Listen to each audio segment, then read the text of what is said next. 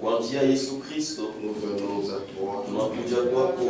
Aide-nous, Seigneur, Utusaidie Bwana, pendant que tu vois que nos cœurs ont besoin de toi. wakati tunaona ya kwamba mioyo yako inakuhitaji wewe. Tous les problèmes que nous avons, Mambo yote tuko nayo c'est toi qui les résous. unaijia. Si toi, tu n'étais pas intervenu dans notre vie, Kama wao kusaidia kwa maisha yetu, nous ne serions même pas là. hatungelikuwa kwa taa.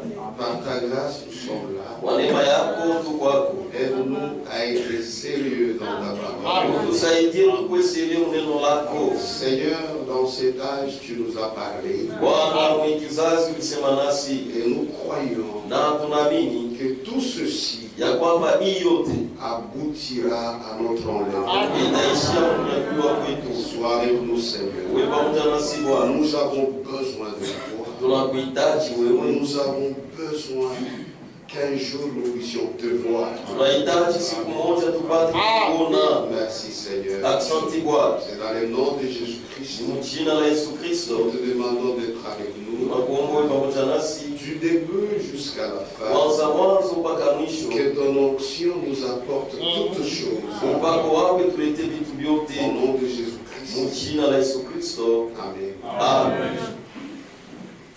Jean chapitre 1. Yohane sura ya kwanza Du verset 6 kuanzia shairi ya 6 au verset 7. mpaka 7. Il eut un homme envoyé de Dieu. Ukawa mtu mmoja mwenye kutumwa na Mungu, Son nom était Jean. jina lake lilikuwa Yohane. Il vint pour servir de témoin, Akaja juu ya kufanya kazi ya kushuhuda, pour rendre témoignage à la lumière, juu ya kushuhudia nuru, afin que tous crussent par lui. ili wote wapate kuamini kupitia yeye. Vous pouvez vous asseoir. Unaweza kukaa. C'est depuis le mercredi Itangia kazi tatu que nous avons commencé à voir ce thème tulianza kuona ishina que j'ai tiré à partir du verset 7. ile nilitosha kuanzia kwa shairi ya 7, Rendre témoignage à la lumière. kushuhudia nuru. Ici on parle de Jean-Baptiste Hapa benasemea juu ya Yohane Mbatizaji, qui est aussi venu sous l'esprit d'Élie ule naye alikuya mkuu ya Elia pour ramener les cœurs, juu ya kurudisha mioyo, pour sortir les cœurs des gens, juu ya kutosha mioyo ya watu de ceux qui n'étaient pas la parole, muya ikuwe neno et le ramener à la parole de Dieu, na kuirudisha ku neno ya Mungu, pour disposer les cœurs des gens. juu ya kutayarisha mioyo ya watu, Et ceux qui disposent les cœurs des gens, na ile natayarishaka mioyo ya watu c'est la parole de ni Dieu. neno la Mungu. C'était un temps où la foi était énormément dérangée. Ilikuwa ni wakati ile imani walikuwa beko na yuji sana, Les cœurs des gens étaient ailleurs. mioyo ya watu ilikuwa fashi ingine, Au lieu d'être chez Dieu. bali pakwa kwa Mungu. Et dans sa parole, Dieu dit, Na neno lake Mungu anasema, mon fils, mwana wangu, donne-moi ton cœur. unipe moyo wako. Nos cœurs doivent être à Dieu. Mioyo yetu inapasha kuwa kwa Mungu. Mais en ce temps-ci, les cœurs des Israélites étaient ailleurs. Lakini mwi wakati mioyo ya watu wa Israeli ilikuwa fashi ingine. Il fallait l'esprit d'Élie pour les ramener à la vraie foi. Ilipasha roho ya Eliya juu ya kurudisha kuimani ya kweli, C'est-à-dire à Dieu, ni kusema kwa Mungu, comme l'avait fait Élie dans l'Ancien Testament. mpaka vile Eliya alifanyaka mwagano la kale. Et à cette époque-là, Na mwile wakati les conditions étaient les mêmes. hali wakapaka moya moya, Les cœurs des gens n'étaient pas chez Dieu. mioyo ya watu haikuwe kwa Mungu. C'est pourquoi dans Luc 1,16, Ndio kwa maana Luka sura ya kwanza shairi ya la 16 Bible dit, il ramènera plusieurs des fils d'Israël Biblia inasema atarudishaka watoto wa mingi wa Israeli au Seigneur leur Dieu. kwa Bwana Mungu wao. C'est-à-dire, leur cœur n'était pas chez Ni Dieu. kusema mioyo yao ikukwe kwa Mungu. Il le fera par la lumière, Atayafanya kupitia Mungu, qui est la parole de Dieu. la Mungu. C'est pourquoi ce que nous venons de lire, Ndio kwa maana hii tunatokea kusoma, on dit il vint pour servir de témoin, anasema anakuya kufanya kazi ya kushuhuda, pour rendre témoignage à la lumière, juu ya kushuhudia nuru, afin que tous ili par bote lui. batu bote bamini kupitia yeye, Puisque les cœurs n'étaient plus chez Dieu, kwa sababu mioyo ilikuwa kwa les Mungu, cœurs étaient ailleurs. mioyo ilikuwa fashi ingine. Voilà pourquoi Dieu a envoyé Jean-Baptiste. Ndio kwa maana Mungu alituma Yohane Et Mbatizaji, la Bible dit, na Biblia inasema selon la volonté de Dieu, kufuatana na mapenzi ya il Mungu fallait que tous crussent par lui. ilipasha bote baamini kupitia yeye, Puisque c'est lui qui avait la voix de l'Éternel. kwa sababu ni yeye ndio alikuwa na sauti ya Bwana, La voix de njia ya l'Éternel. Bwana. Pour retourner à Juu l'Éternel, ya kurudia kwa milele il fallait ce ministère. ilipasha ile utumishi, Oui, que les gens le veulent ou pas, ndiyo batu bapende bashipende, tous devaient croire par lui. bote balipasha kuamini kupitia yeye, Mais tous n'avaient pas cru par lui. lakini bote bakuamini kupitia Mais yeye. quand même, Lakini la Bible dit, Biblia inasema il ramènera plusieurs des fils d'Israël, atarudishaka batoto babili wa Israeli kwa Bwana Mungu wao, ceux qui le croiraient, wale batamwaminiaka, qui croiraient que c'est lui qui nous parle des choses de Dieu. bataminiaka ya kusema ni yeye ndio anatusemezea vitu ya Mungu, Il devait retourner à Dieu. balipashaka kurudia kwa Mungu, Et l'histoire se répète. na mambo kunafanyika tena. Amen. Amen. Lui, Jean-Baptiste, quand il était venu, Yeye Yohana Mbatizaji wakati alikuya, le verset 8 dit, il n'était pas la lumière, sheria mnane nasema yeye asikuwe nuru, mais il parut pour rendre témoignage à la lumière. lakini alionekana juu ya kushuhudia nuru, Et l'histoire se répète. na mambo kunafanyika tena. Aujourd'hui aussi, Leo tena au temps du soir, wakati wa magharibi, la foi était renversée. imani ilikuwa kuanguka, Les gens étaient dans les ténèbres, bado balikuwa des mwagiza interprétations. mwa matafsiri, Et Dieu a envoyé un homme na Mungu alituma mtu avec l'esprit d'Élie. na roho ya Eliya, C'est William Marion Branham. ni William Marion Branham, Et celui-là n'était pas la lumière, na ye William Marion Branham asikuwe mais nuru, il parut le soir lakini alionekana kwa magharibi pour rendre témoignage à la lumière. juu ya kushuhudia nuru. Et la lumière, c'est quoi? Na nuru ni La nini? lumière, c'est la parole de Dieu. Nuru ni neno la Mungu, Et Dieu a rendu témoignage aussi na Mungu naye alishuhudia à ce vile ministère vile que huduma c'était un ministère scripturel. ya kwamba ilikuwa utumishi ya kimaandiko. Il n'est pas venu pour faire ces choses. Asikukuya tu kufanya vitu vyake, hapana, Il hapana. est venu Alikuya pas selon sa volonté, hapana kwa mapenzi mais yake, selon la volonté de Dieu. lakini kwa mapenzi ya Mungu. Et il est venu Na alikuya parce que Dieu lui a confié la lumière. kwa sababu Mungu alimpatia nuru, Il lui a confié la parole alimpatia neno que nous appelons message. ile tunaita ujumbe. Quand on dit que nous sommes des croyants du message, Kama tunasema ya kwamba tuko waaminifu wa ujumbe, il ne s'agit pas de quelque chose de privé, haina mambo moja, kitu kimoja cha mtu de la mmoja famille branhamique. ya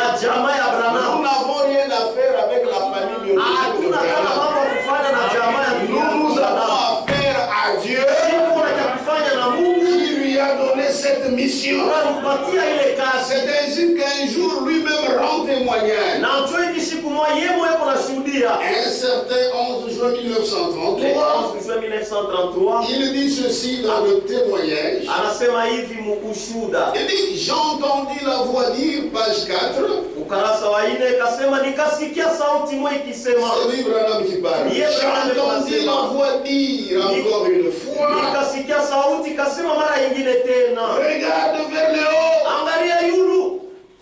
Amen. Amen. Alors que je voulais baptiser le 17e nouveau converti, Pale nilitafuta kubatiza mtu wa 17 ule aliamini, j'ai entendu une voix nikasikia sauti qui disait, ilikuwa nasema, regarde vers le haut. angalia yulu. cette fois, ile sauti s'adressait à Frère Branham. ilikuwa naambia ndugu Branham, Cela m'effraya. ile kanipatia boka. J'étais encore jeune. Ilikuwa ningali kikiana. J'entendis la voix dire encore une fois. Nikasikia tena sauti kusema mara nyingine Regarde tena, vers les hauts. angalia yulu. Mais j'avais peur de regarder en haut. Lakini ilikuwa na boka ya kuangalia yulu. Tous se demandaient certainement pourquoi j'hésitais. Batu wote walikuwa wanajiuliza juu ya nini nilikuwa na sita. Sur la rive, Kule kumuto, sur la rive, kule kumuto yule ya muto, il y avait beaucoup de gens kulikuwa hata batu bamingi et aussi des photographes de presse. na bafotografi ya presse. Donc, ma photo. La voix dit de nouveau, Sauti kasema tena, regardons. angalia yulu. Frère, donc c'était des choses vraies. Ilikuwa ni vitu ya kweli. Alors je regardais en haut Baada nikaangalia juu, et comme je regardais, na sasa nilikuwa naangalia cette lumière descendit. ile nuru ikashuka. Cette lumière descendit. Ile nuru ikashuka. La même lumière Nuru moya moya qui était descendue ile ilishukaka chez Moïse. wa Musa. C'est la même Ni lumière nuru moya qui moya était descendue ilishukaka à Saul. wa Saulo. Et c'est la même Na ni lumière nuru moya qui moya était descendue. ile ilishukaka. Donc c'est Dieu lui-même dans l'affaire. Basi ni Mungu ye moya mukazi yake. Cette lumière descendit. Ile nuru ikashuka. Des personnes s'évanouirent. Batu bakanguka bifundifundi. Et une voix retentit Na sauti mweka qui sikiliza. ébranla toute la contrée. Ikatenkeshe nefasi yote. J'entendis Nikasikia comme Jean-Baptiste mpaka vile Yohana Mbatizaji fut envoyé alitumwaka pour précéder la première venue de Christ. juu ya kutangulia kuja kwa kwanza kwa Kristo. Donc il y a un parallélisme Kusema kuko kulinganisha entre Jean-Baptiste katikati ya Yohana Mbatizaji Branham. na Branham. comme Jean-Baptiste Mpaka vile Yohana fut Mbatizaji envoyé alitumwaka pour précéder la première venue de juu Christ. ya kutangulia kuja kwa kwanza ya Kristo. Ainsi, Hivi le message hii ujumbe qui t'a été donné, hii ujumbe na kupewa, donc c'est pas le message de Branham, kusema haina ujumbe c'est ya le Branham, message de Dieu ni ujumbe ya Mungu confié à Branham. anapatia C'est Branham. la parole de Ni Dieu, neno ya c'est Mungu. ça la lumière. Ndio nuru.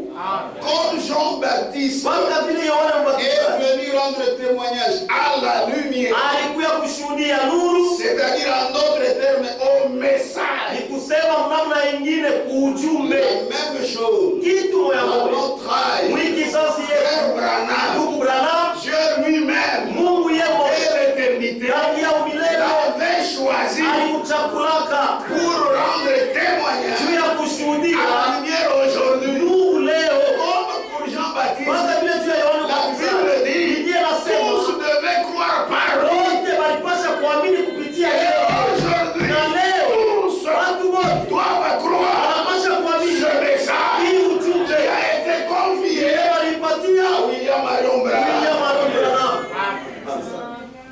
Amen. Nous n'avons pas honte de le dire. Hatuna na haya ya Dans kuisema. notre âge, Mwingi sasa Dieu a parlé. Mungu alisema Comme Jean-Baptiste sasa vile Yohana Mbatizaji fut envoyé alitumwaka pour précéder la première venue de Christ, juu ya kutangulia kuja kwa kwanza ya Kristo. ainsi Hivi le message hii ujumbe qui t'a été donné inakupewa, précédera itatangulia la seconde venue de Christ. kuja kwa pili ya Kristo. Et il commente. Na anasemea Non pas que ce soit moi, haina kusema ni mie le précurseur, ndio mtangulizi, Oh non. hapana, mais le message. lakini ujumbe C'est-à-dire, moi je peux mourir, ni kusema mie ninaweza, mais le message lakini continuera. ujumbe itaendelea, Parce que c'est lui qui a commencé l'œuvre, kwa sababu anaanza c'est kazi Dieu. ni Mungu Et c'est celui qui va l'achever. na ni yeye Ne ataimaliza. liez pas cela à un homme. Hapana kuunganisha ile kwa Un Mungu. homme pareil, Mtu il anaonekana fait ce que Dieu lui a na dit de atafanya faire. kile Mungu Il anakuambia passe, kufanya, kisha mais la atakuta, parole reste. lakini neno kunabaki. Ainsi le message Hivi ujumbe qui t'a été donné, inakupewa il précédera la seconde venue de Christ. itatangulia kuja kwa pili ya Kristo. Non pas que ce soit moi le précurseur, Haina kusema mie ndio nitakuwa mais mtangulizi, le message lakini ujumbe serait le précurseur. ndio itatangulia. Je ne suis pas plus que quiconque. Mie msipite mtu yeyote, Il s'agit de Christ. ni mambo ya Kristo. Il ne s'agit pas de mon affaire. Haina mambo ya mie. Si c'était l'affaire de Branham, Kama ilikuwa mambo ya Branham, le jour où Branham était mort, siku ile Branham alikufa, les choses s'arrêteraient. vitu vyote vilipaswa kusimamia pale. Nous avons cru que Branham n'était pas là. Si tuliamini Branham asikuwe, Il ne me connaît même pas. hakunijua Mais sinijua, parce que nous avons affaire à la parole. lakini tu tuko na mambo ya kufanya na neno. Lui, il est mort. Yeye Mais alikufa, la parole continue. lakini neno kunaendelea. C'est la vérité. Ni ukweli. Et cette parole, Na hii neno c'est ce qui précède ndio yeye la kunatangulia seconde venue kuja kwa pili de ya Jésus-Christ. Yesu Kristo. Ce message, Hii c'est ujumbe ça la lumière promise. ndio nuru ile lakiwa. Dans Zacharie 14:7. Zakaria sura 14 shairi ya 7. Mais au temps du soir, Lakini wakati wa magharibi la lumière paraîtra. nuru itaonekana. Il ne s'agit pas d'une lumière physique, Haina mambo ya hii nuru de tunaonaka. courant électrique. Hii Non. hai hapana. Il s'agit de la Ni parole. mambo ya neno. Puisque les gens Kwa sababu watu seraient dans des obscurités, des interprétations. watakuwa magiza ya matafsiri, Et quand vous êtes dans l'obscurité, na kama uko magiza même la marche n'est pas aisée. hata safari haina mzuri. Il faut la lumière Inapasha nuru pour voir. juu ya kuona. La parole est une lampe à mes pieds. Neno ni taa kwa miguu yangu, C'est une lumière ni nuru sur mon sentier. njia yangu. Et chaque fois que la lumière apparaît, Na kila mara nuru inaonekana, c'est pour que les semences prédestinées ni jua mbeko yenye kutangulia kutayarishwa prennent vie. ibebe kushima, Car il s'agit de la lumière de vie. kwa sababu ni mambo ya nuru ya C'est uzima. ce que Jésus a dit. Ndio ile Yesu Jean alisema, chapitre 8, Yohane sura ya 8 le verset 12. shairi ya 12. Jésus leur parla de nouveau et Yesu dit, akawaambia mara nyingine tena akisema, je suis la lumière du niko monde. nuru ya ulimwengu, Celui qui me suit yule atanifuata ne marchera pas dans les ténèbres, asije atembea kama magiza, mais il aura lakini la atapata lumière de la vie. nuru ya uzima.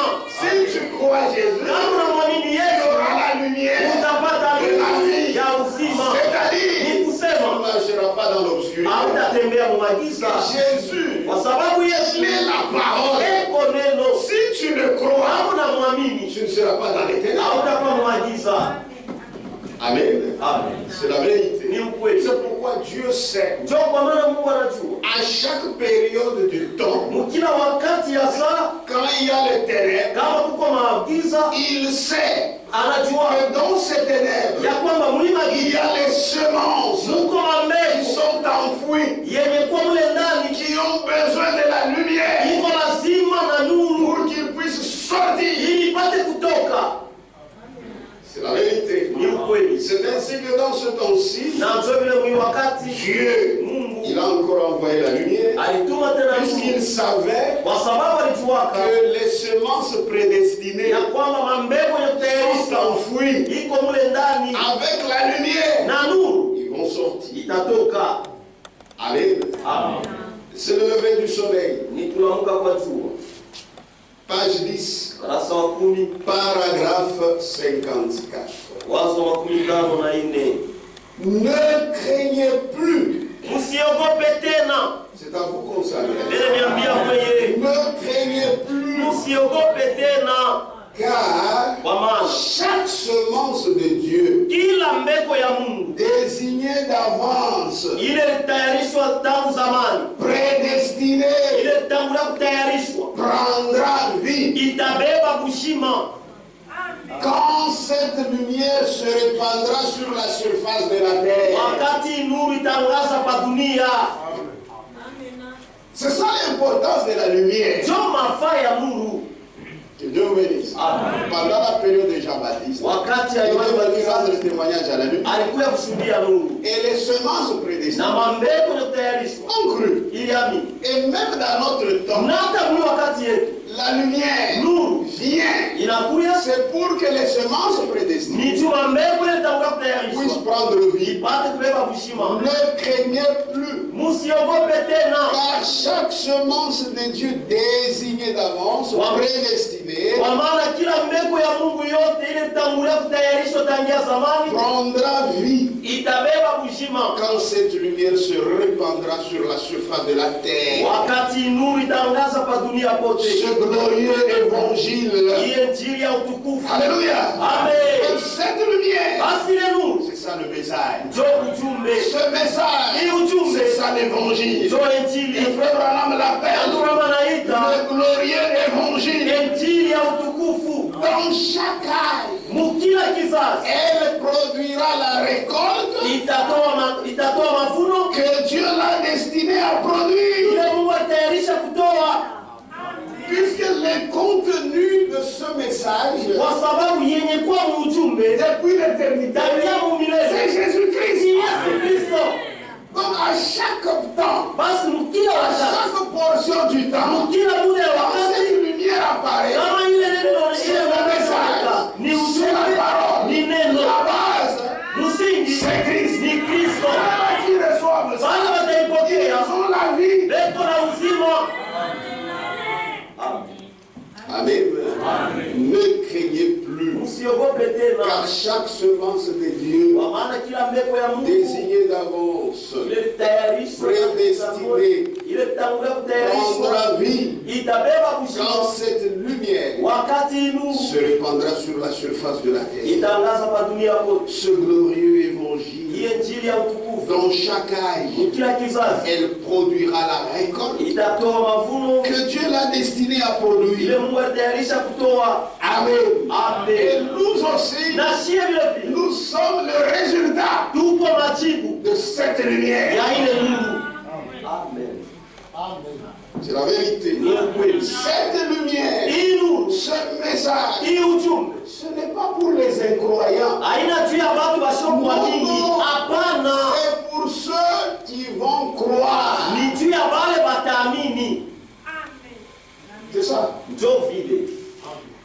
Quand la lumière vient, ça va donner la vie à ceux-là qui vont la recevoir. Donc ce message, c'est pour les croyants. Pour ceux-là qui ne vont pas croire, ce n'est pas leur message.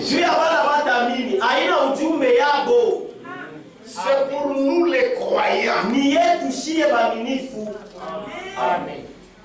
Amen. Amen. Pas pour ceux-là qui vont faire semblant de croire. Puisqu'il y a ceux-là qui rejettent ça. Et d'autres, des faux amis qui font semblant de croire. Mais après, c'est leur affaire, ce n'est plus l'affaire de la parole. Tous les deux sont des non-croyants. Or, le message, c'est pour les croyants. Est-ce que vous croyez ça? Amen. Toi, il faut te réjouir. Donc tu es croyant. Tout ce message pour le croire. C'est pas par tes efforts. Non. C'est la grâce du Seigneur. C'est là où la joie inonde nos cœurs. Puisque nous comprenons que Dieu nous a connus. Cette lumière, c'était pour toi. C'était pour moi. Et c'était pour celui qui va croire. Que Dieu vous bénisse. Page 21. C'est le lever du soleil. Page 21.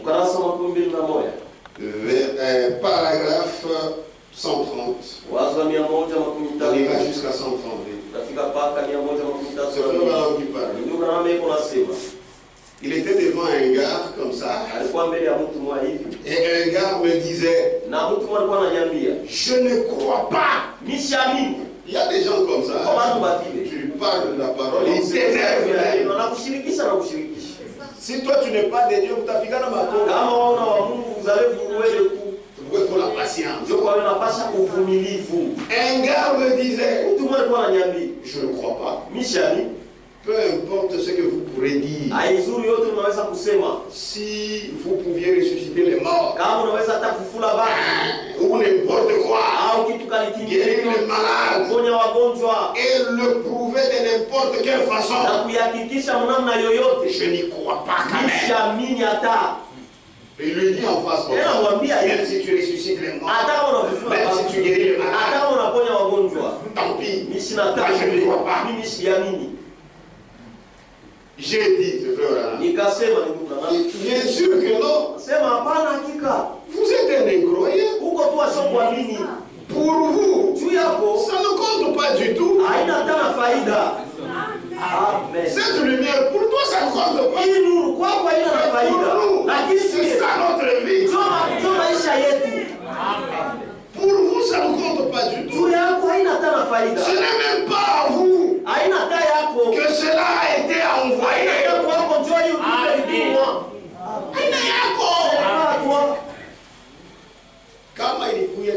Si c'était pour toi, tu feras comme Abraham. Ce n'est même pas à vous que cela a été envoyé. C'est envoyé à ceux qui vont croire. Amen. Le message, 132 par exemple, le message, c'est pour le croyant. Pour ceux qui périssent, c'est une folie. Pour ceux qui périssent, c'est une folie. Oh non, ils ne périssent pas. Non, ils périssent. Le message, c'est pour le croyant. Pour ceux qui périssent, c'est une folie. Mais pour ceux qui sont en Christ et qui font partie de cette semence, c'est la vie. Amen. Amen. C'est la vie. Puisque le message, c'est ça l'évangile. Amen. Et maintenant, l'évangile dans cet âge, c'est quoi? C'est quoi? Ni ujumbe. Il faut que les gens comprennent que Dieu, il veut que tous les gens soient sauvés, qu'ils parviennent à la connaissance de la vérité. Et la vérité, c'est celle que nous vous disons ce matin. N'ayez pas honte. C'est vous qui avez l'évangile. 2 Corinthiens, chapitre 4. Est-ce qu'on est ensemble? Amen. Verset 3. Si notre évangile est encore voilé, il est voilé pour ceux qui périssent. Hein? Qui croit que le message que nous croyons, c'est ça l'évangile? Moi je crois. Maintenant je vous pose la question. Il y a combien d'évangiles? Moi, un seul. Niawapi. C'est lequel? C'est ça, non? Ni. Amen. C'est toi, vie, le frère. C'est ça, maman. Maintenant, si vous ne comprenez pas cet évangile, bon, malgré ça, tu seras sauvé. C'est faux. Amen. C'est dur, mais c'est la vérité. Si notre évangile est encore voilé, il est voilé pour ceux qui périssent. Pour les incrédules, dont le Dieu de ce siècle a aveuglé l'intelligence. C'est ça. C'est ça. Afin qu'ils ne vissent pas briller la splendeur de l'évangile.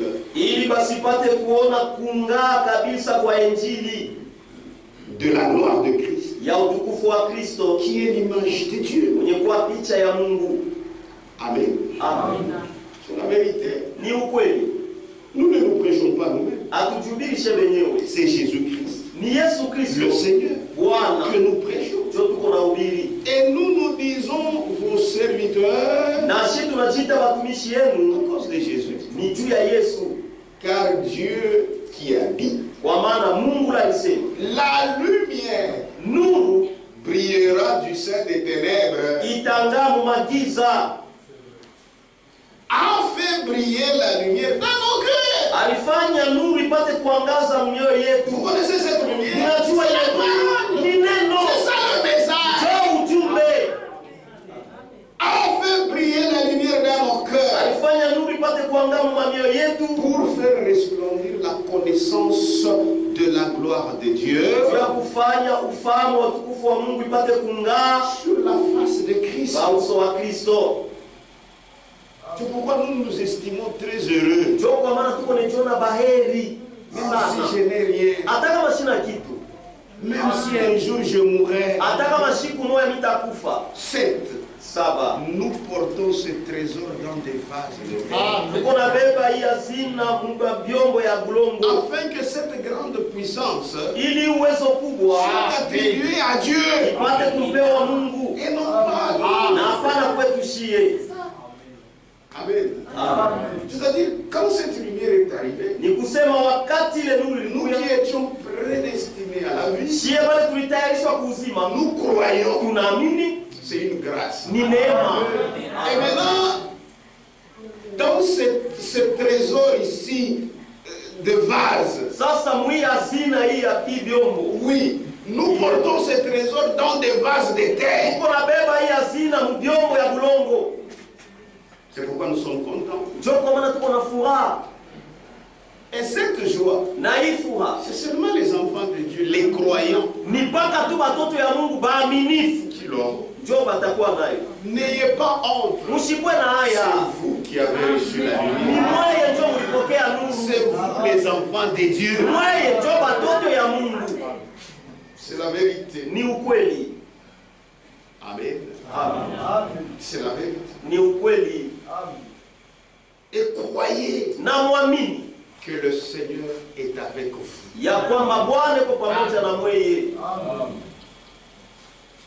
Que Dieu vous bénisse. Donc ce message qui a été confié à Branham, ce n'est pas quelque chose de privé là, de la famille de Branham. Non, ce n'est pas ça. Si c'était comme ça, nous tous nous devions être liés à sa famille. Non. Nous c'est à Dieu. Amen. Et frère Branham, quand nous serons enlevés, nous le verrons. C'est la vérité. Puisque lui a prêché la vérité. C'est pourquoi nous nous reposons sur ce qu'il a prêché. Puisqu'il a prêché comme Paul. Oui, frère. C'est la vérité. C'était la parole qu'il est venu prêcher. Et le soir du 7 mai 1946, un visiteur céleste vint vers lui et lui expliqua beaucoup de choses. C'est dans notre temps. Amen. Un visiteur céleste. Le 11 juin 1933, Il vit cette lumière. Akaona ile nuru. Il a entendu la voix qui lui parla du message qui est cet évangile, cette lumière. Sauti kunamwambia juu ya hii injili, juu ya hii nuru, hii ujumbe. Et en 1946, na 1946 un visiteur céleste mgeni mwa wa kumbingu vint vers lui. akaja kwake. Il lui parla comme moi je te parle. Na akasumbulia na yeye sasa hivi niko nasumbulia na mweye. Il pouvait même parler de lui, comment il était, sa grandeur, tout ça. Kuonesha vile alikuwa, urefu wake, unene wake, parmi plusieurs choses qu'il lui a dit. Katikati ya vitu vya mingi alimwambia, si tu amènes les gens, anasema kama unafikisha watu kuamini, aucune maladie, hakuna hata magonjwa moja ne te résistera. Itatangana kwa même pas le cancer. Hata kansa. Puisqu'en ce moment-là, le cancer c'était terrible comme sida. Cancer kwa ya matata sa sida leo. Pas même le cancer. Hata kansa. Et lui-même précise. Na yeye kuonesha mzuri pale. Ça il a dit. Asema aisema. Si tu amènes les gens à te croire. Kama unafikisha watu mkukuamini. Ce n'est pas à me croire comme les dieux créateurs. Haina kunyamini mie sa Mungu muumbaji. Hapana. Je suis un prophète de Dieu. Ni kuamini ya kusema niko nabii wa Mungu. Niko mtumishi wa Mungu.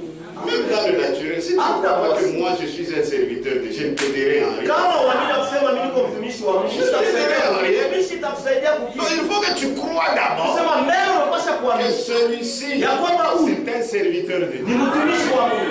Alors je vais t'aider. Pale takusaidia. Amen. Amen.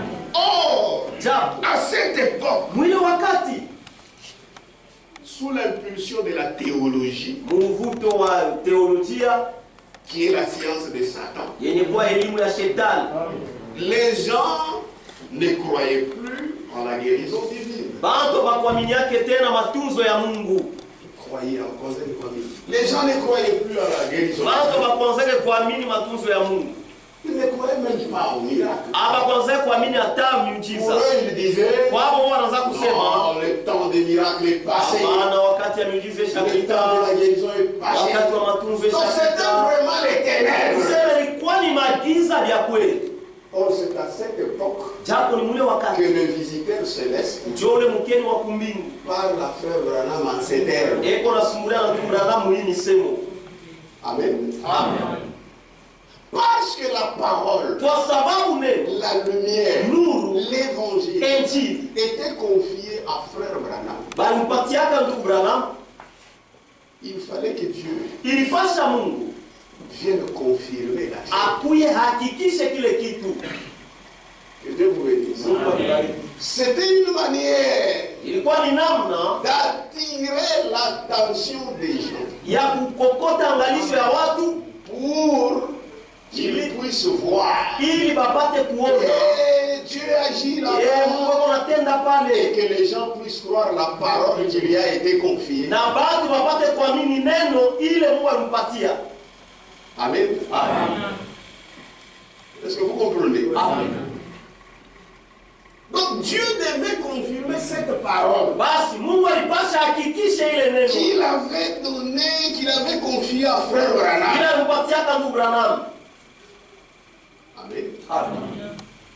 Lisons quelque chose d'abord. Marc 16. Kwanza tusome kitu moja, Marko sura ya 16. Est-ce qu'on est ensemble? Amen.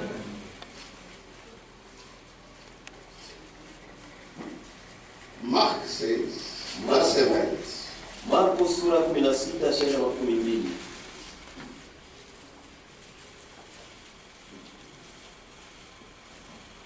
Et ils s'en allèrent prêcher partout.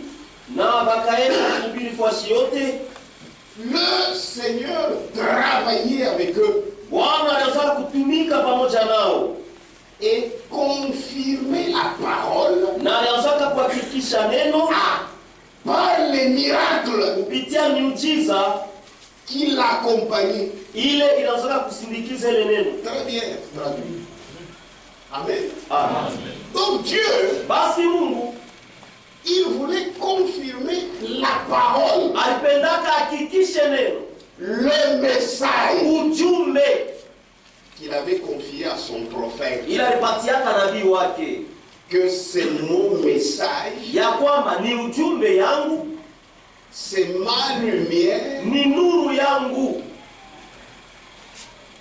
Ce n'est pas la lumière de Branham. Haina nuru ya Branham. Hapana. Il n'en a pas. Hana nayo. Lui-même disait, je suis un pécheur sauvé par grâce. Dieu devait confirmer la parole. Amen. C'est pourquoi il y a eu des choses extraordinaires. Maintenant, ces choses extraordinaires, Dieu ne les a pas permises pour que les gens puissent toujours se dire des choses extraordinaires.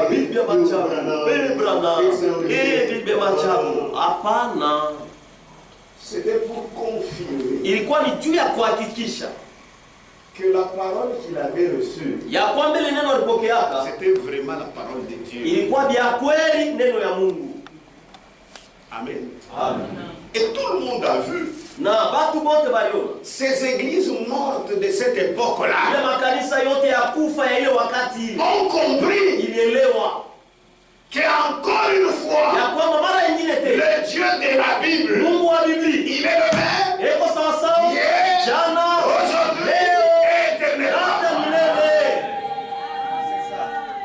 Mais au lieu de comprendre le but poursuivi de ce miracle, parce que quand il y a le signe, c'est pour que les gens puissent être amenés à croire la voix du signe. La voix du signe, c'est ça la parole.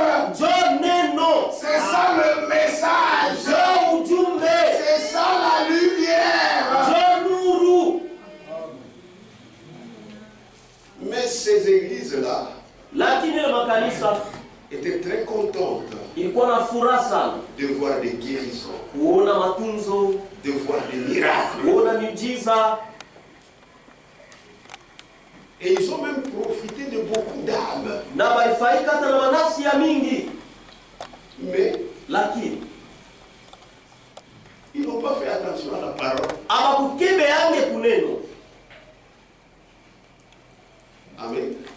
Ils ont pris seulement les miracles, les guérisons. C'est fini. Parole. Nous refusons. Chez moi, le défi de la théologie chrétienne est plus. Le défi de la théologie chrétienne est plus. Page 86. La pagination c'est diffère. Ça c'est un petit caractère. Il y a un grand caractère, il y a des différences. Mais chez moi ici, c'est un petit caractère. Chez moi c'est 86. Est-ce qu'on est ensemble? Amen. Puisque aujourd'hui, il faut qu'ils comprennent. Comment ils comprennent? Le message aussi, il faut les comprendre. Si tu ne les comprends pas, on va commencer à te tromper. On va commencer à te tromper. Ok, écoutez. Musiquier. Au travers de William Branham. Kupitia William Branham. Vous connaissez William Branham? Unamjua William Branham? Au travers de William Branham, kupitia William Branham, il a plu à Dieu de commencer en ce siècle un réveil de salut et de guérison. Dans le monde entier. Le message de salut et de guérison dans le monde entier. Tous les évangélistes, Oral Robert, Osborne, Tommy Hicks et beaucoup d'autres qui furent connus plus tard dans le réveil des guérisons. sont seulement apparus des années plus tard. Même il y a guérison, même il y a miracle, et même les miracles. Il n'y en avait pas. C'est pas le réveil de salut et de guérison que Dieu avait fait avec Branham. Même ce que vous voyez dans les dénominations, l'inspiration c'est là. Le message, ce n'est pas une affaire privée. Non. Ça c'est l'affaire de Dieu. Amen. Amen. S'ils sont honnêtes, ces gens-là, ils confirmeront bien que c'est dans une réunion de frères Branham qu'ils ont reçu leur inspiration. C'est ça. Avant, il n'y en avait pas. Laisse-moi le frère Branham dire. Les gens disent que les temps de miracles passés, tout ça. Amen. Amen. S'ils sont honnêtes, ils confirmeront bien que c'est dans une réunion de frères Branham qu'ils ont reçu leur inspiration et que leur foi s'est fortifiée et que c'est après cela qu'ils ont commencé leur ministère. Même tous ceux des dénominations ici, tous ces gens-là. Alléluia. Ceux qui avaient commencé. Puisqu'il y a des églises qui sont ils ne savent même pas l'origine. Ils étaient inspirés par cet homme de Dieu. Et dans cet âge, Dieu en parlait. Les mouvements spirituels qui existent aujourd'hui, les ministères de guérison et les mouvements de réveil se prévalent du chemin ouvert en 1946 par le ministère de William Branham.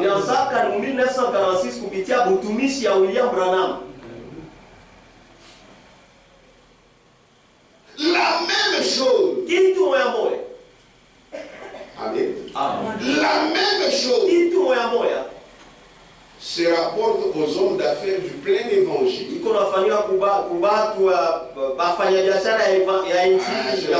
Soutenu frère Branham. Ainsi qu'aux nombreux courants charismatiques. Charismatique. Il y a Zawadi. Courant charismatique avec leurs plus diverses formations. Même les mouvements catholiques. Alléluia. Aussi. Il y a partir, il y a partir de là, de ces gens-là. Est-ce que vous comprenez? On est là. C'est pourquoi pourquoi si les gens ne croient pas le message, ce sont des incroyants. Mais nous avons l'espoir. Et tant qu'ils sont encore vivants.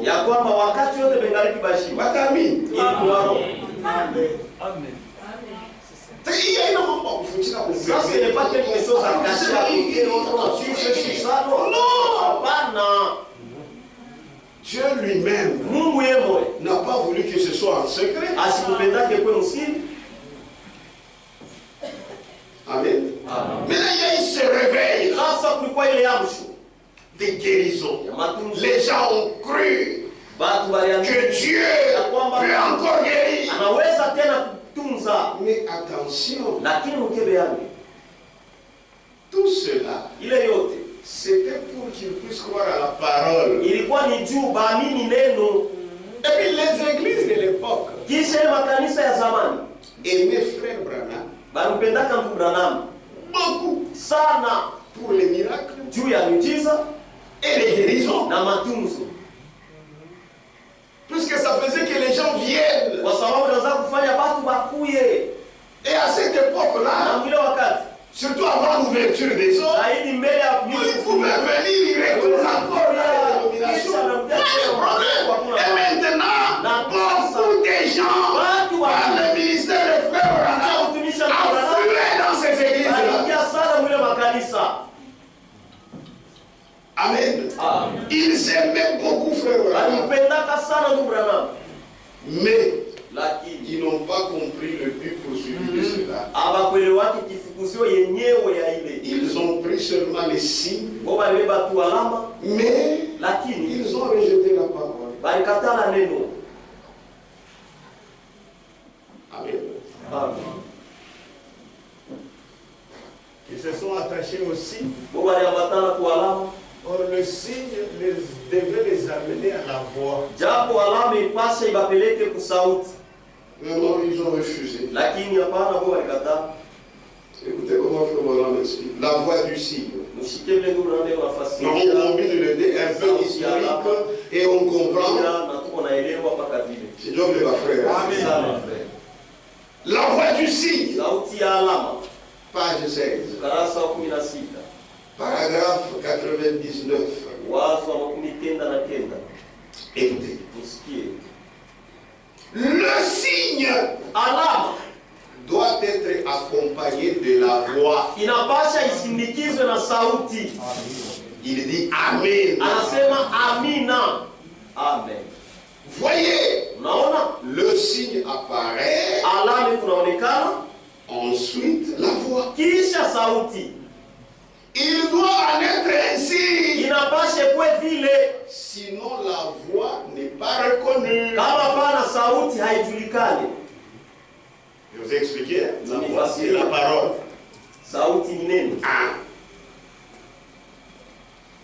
Maintenant, écoutez. C'est très important. La voix du signe. Page 8. Paragraphe 49, 50. Lorsqu'un signe est donné, miracle, tout ça. Lorsqu'un signe est donné, il attire l'attention des gens. Parce que Dieu s'apprête à parler. Il veut un auditoire. Il veut un auditoire où il y a quelqu'un qui va écouter ce qu'il va dire. Bon, maintenant tu ressuscites les morts. Pour quel objectif? Pour dire encore, suivez les diables. La Bible dit, où le prophète ou moi, il faut les tuer. Puisqu'il y a une prodige, maintenant suivez. Il est une Dieu à cette voie-là de Satan. La Bible dit une telle personne, il faut les lapider. Amen. Lorsqu'un signe est donné, il attire l'attention des gens. Parce que Dieu s'apprête à parler. Il veut un auditoire où il y a quelqu'un qui va écouter ce qu'il va dire. Le signe est une alerte pour attirer l'attention des gens. Comme quoi la parole s'apprête à parler. Maintenant remarquez. Il va parler par sa parole de promesses. Il va parler par sa parole de promesse. Quelque chose qu'il a promis de faire. Remarquez. Voilà pourquoi il y avait des miracles. Il y avait des guérisons en cascade. C'est pour que les gens attirent l'attention. qu'ils comprennent que Dieu est là. Maintenant, Dieu, quand il est là, il doit parler. C'est la parole. Amen. Mais on te jouait. Ils ont pris seulement ça. Page 11, paragraphe 63. Maintenant, le signe qui a été promis pour ce jour est accompli devant les gens. Est accompli.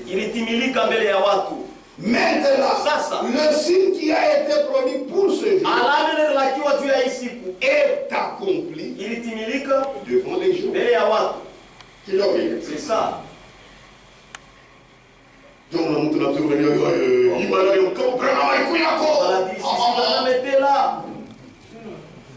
il a un chapitre.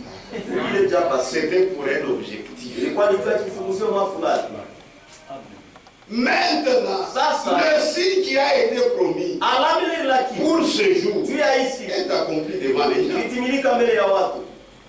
Et ensuite, l'écriture qui apparaît, c'est la voix de ce signe. Ça voix la voix de ces signes là t'envoie dans la dénomination comment Dieu.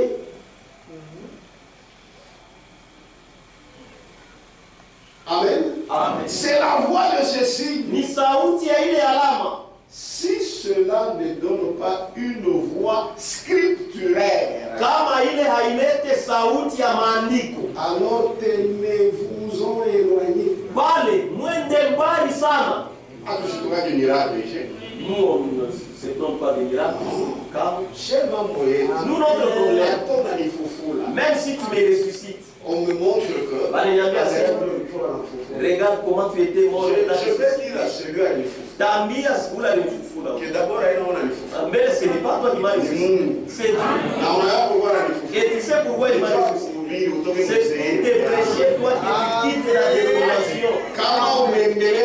Si tu continues, tu vas mourir. C'est pour te ressusciter, ce n'est pas toi. Amen. Amen. La manière dont moi je crois, c'est elle qui est bonne. Amen. Dans les dénominations, il n'y a rien. Le diable. Moi je sais, il y a des gens qui n'avaient pas bien cru. Ils avaient cru qui parlaient à moitié. C'est pourquoi ils recherchent par tous les moyens. Soulager les dénominations. Frère, il y en a pas.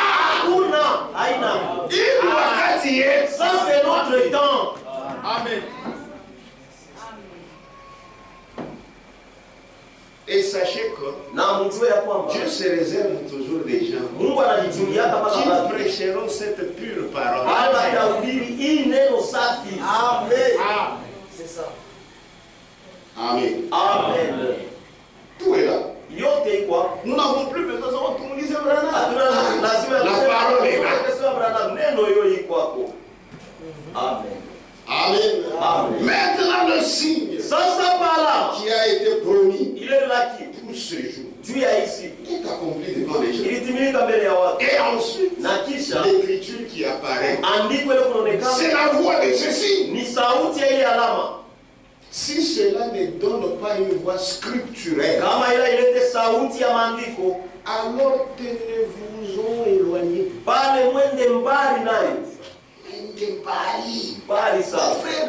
On a tous il y a des miracles. Amen. Amen. Donc c'est un signe d'incrédulité. Dieu a permis ça. C'est pour que les gens croient la parole. Il n'y en avait pas. Ça a commencé avec William Branham. Mais aujourd'hui, ils sont juu ya kutongoza. Amen. Amen. Amen. Et les dénominations ont pris seulement les signes. Na madhehebu libeba tu Les miracles et les prodiges. miujiza na maishara, Mais pas la parole. lakini neno hapana. Amen. Ils aimaient beaucoup Branham. Balimpendaka sana Branham. Beaucoup. Balimpendaka sana. Amen.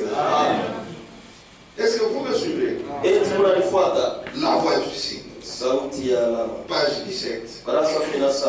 Paragraphe 105. Wazo 105. L'Urim Tumim Urim Tumim doit donc briller inapasha ingali en conformité avec le signe. kuambatana na alama. Amen. L'Urim Tumim. Urim Tumim. Vous connaissez l'Urim Tumim? Unajua C'est la Bible. ni Biblia. Amen. Peu importe ce qu'il fait, Haizuru kile kunafanya. s'il ne s'accorde pas, Kama ayambatana, n'agit pas. aitende. Joe Branham. Ça c'est Je l'aime Branham. beaucoup. Nampendaka sana. Peu importe ce qu'il fait de signe, Haizuru peu kile importe ce kunafanya. qu'il fait, Haizuru kyote kile kunafanya. s'il ne s'accorde pas, Kama ayambatana, n'agit pas aitende. selon cette parole, Kufuatana na hii neno. il est signé par miracle. C'est signe là, miujiza. Si ça n'agit pas Kama aitende selon cette parole, kufuatana na hii neno, alors il y a quelque chose de faux. pale peko kitu kimoja cha bongo. Amen. C'est pourquoi mi atamina lukula je. Jo kwa maana moi-même si je tombais Tumilete là, hao wa frère banilombe. amenez-moi ces frères ici afin de prier pour moi. Msipeleke mzee. Ne m'amenez jamais dans la dénomination. C'est le miracle de Satan. Tu as dit, Amami neno. Amen. Amen. Amen. Amen. Oh, tulipeleka moya na kuona. Na yeye mniache nikufu. Laissez-moi mourir. Amen. Amen. C'est la vérité. Ni ukweli. Peu m'importe ce qu'il fait. Haizuru yote la tafanya. S'il ne s'accorde pas, Kama ayambata, n'agit pas aite, selon cette parole, kufuatana na hii neno. alors il y a quelque chose de faux. Pale ndio kitu kimoja cha bongo. Peu importe ce qu'il fait, Haizuru yote kila tafanya. il y a quelque chose de faux. Kuko kitu kimoja cha bongo. Cela doit aboutir à la vérité. Ile napasha iishie kuukweli. Jésus ne nous a-t-il pas dit dans Matthieu 24, 24 Eti Yesu asikutuambia Mathayo sura 24 que les deux esprits ya kwamba ile marombi seraient si proches itakuwa kufanana sana dans les derniers jours masiku ya mwisho, que cela séduirait, na ile taweza hata kutongoza si possible, kama inawezekana même les élus. hata wateule, Mais ce n'est pas possible. lakini haitawezekana. Amen. Ce qui n'est pas conforme à la Bible, Ila ya c'est matendo diabolique. ni ya shetani. Oh frère, naye konoba, et voici la taille la libéraux, l'avenue, la rue. Même la rue. Est-ce qu'il croit la parole? Eti anaamini neno? Non. Hapana, C'est satanique. ni ya shetani. Oh frère, tu exagères. Ndio ndugu napitisha hapo. Non, non, c'est pas moi qui Hapana, exagère. haina mimi C'est la napitisha. parole. Ni neno ndio napitisha hapo. Amen. Amen. Amen. C'est la vérité. Ni ukweli. C'est ce qui prouve qu'ils sont des faux. Jo ile kunahakikisha sema ni babia bongo, Faux Christ. bakristo babongo, Faux loin. bapakaliwa mafuta babongo. Car ils prennent seulement les signes Kwa maana mimi nabeba tu na alama sans aller où les signes doivent les amener. bila kwenda kule alama inapasha kuwapeleka. Or, les vrais signes Japo alama ya kweli doivent les mener à la parole. inapasha bapeleke kuneno. Matthieu 24, 24. Mathayo sura 14 shairi 14. Ils sont faux Ndugu nao nasema ni babongo par rapport à la parole. kuile naangalia neno. Amen. Car il s'élèvera des faux Christ Kwa maana kutaramukanga bakristo babongo et des faux prophètes. na banabii babongo Ils feront des grands prodiges watafanyaka maishara kubwa et des miracles na miujiza au point de séduire, mkipimo ya s'il kutongoza était possible, kama iwezekana même les élus. hata wateule. Mais parce que ces signes Lakini juu ya n'amènent pas à la parole de l'âge, haipeleke kuneno ya kizazi, ils sont des faux hein, ni babakaliwa mafuta babongo par rapport kuile naangalia à la parole. kuneno. Amen. C'est pourquoi les mêmes gens qui ont beaucoup aimé Frère Branham, parce que vous savez, même pour que l'église se remplisse, si vous avez des évangélistes fréquentez l'église sera pleine. Parce que les gens suivent les miracles. Ils suivent les guérisons. Moukouye tout en mélange. Venez, nous allons prier les gens. Pas mingi. Mais pas parole. Mais ceux de la parole, peu seulement. Amen. Amen. Tout le monde viendra. Pas tout le monde. Son problème, son projet de 2025, si on ne guérit pas, ça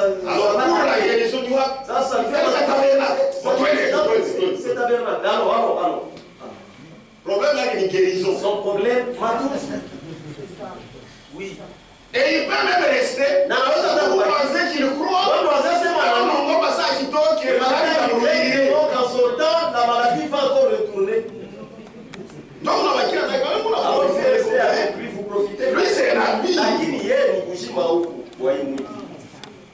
Mais ceux-là qui suivent le pain spirituel, ils sont peu. Alors les gens vont aimer. Mais quand le temps de la parole, là où les signes devaient mener, quand le temps de la parole était arrivé, les gens lui ont tourné les dos. Écoutez comment il explique. L'étape actuelle de mon ministère. Il regrette presque. Page 28. Paragraphe 119. Et frère, c'est lui qui parle. Et frère, vous qui écoutez ceci sur bande.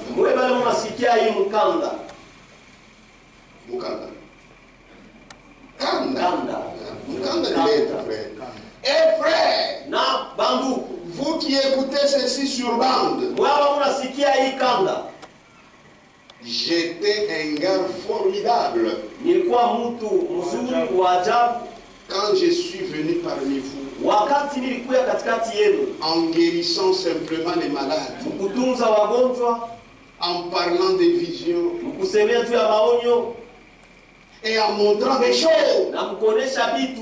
Mais quand je me suis mis à vous dire la vérité au sujet de la parole, pourquoi m'avez-vous tourné les dos?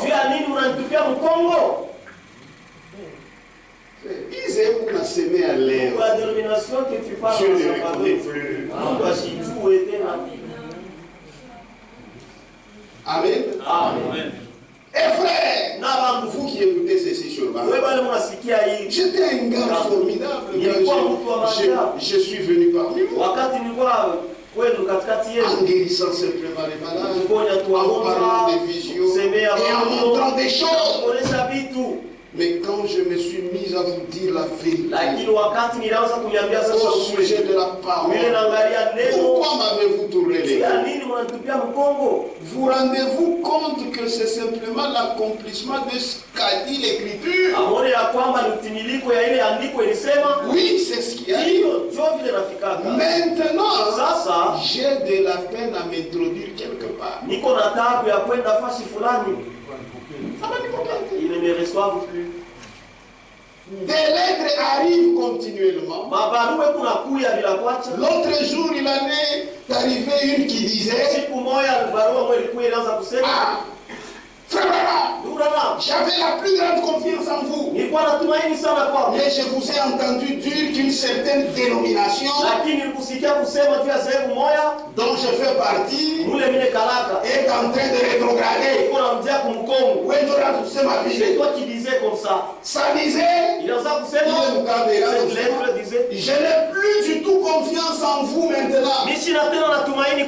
À partir de maintenant, Cette lettre disait environ 25 frères de ma dénomination assistaient en l'une de vos réunions. Ça disait, et lorsque vous avez dit ça, nous nous sommes aussitôt levés et nous sommes sortis. Pourquoi? Parce que maintenant c'est la parole. Amen. Eh bien, tous m'ont abandonné. Mais il y a une chose. Lui, il est resté avec moi. Je n'ai pas désobéi à la vision céleste qui s'est produit là-bas au bord de la rivière. Amen. Ah oui. Je suis resté fidèle. Comme Jean-Baptiste.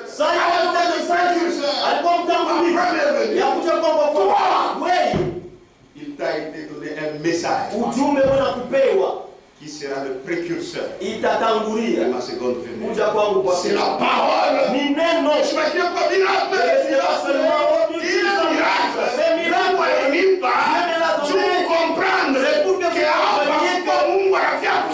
Si Dieu veut parler. Amen. Maintenant je vous parle. Vous êtes rebellés contre moi. Amen. C'est ce qui prouve qu'ils sont des faux Christ. Je ne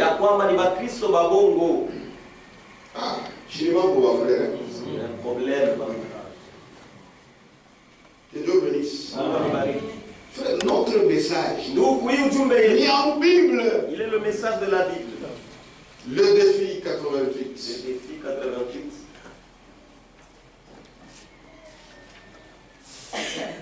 Écoutez, frère Franco, les églises pentecôtistes reçurent volontiers les masses de personnes qui affluèrent à eux par le ministère de Branham.